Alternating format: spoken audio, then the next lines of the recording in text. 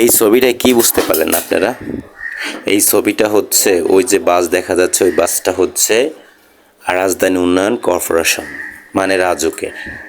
এখন আমার প্রশ্ন হচ্ছে, ঢাকা শহর বা রাজধানী উন্নয়ন করার জন্য যে সংস্থাটি থাকে, সেই সংস্থার স্টাফ বাস হচ্ছে ওই বাসটা।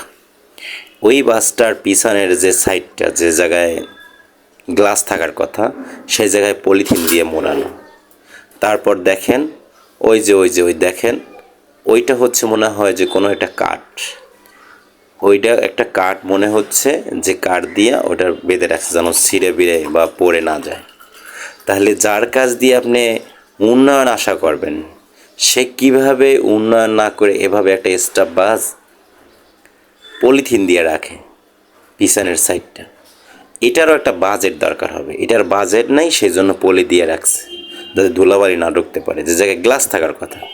তাহলে এই যে এদের কাজ দিয়ে আমি কি আশা করা যায় যে উন্নয়ন হবে কি হবে না?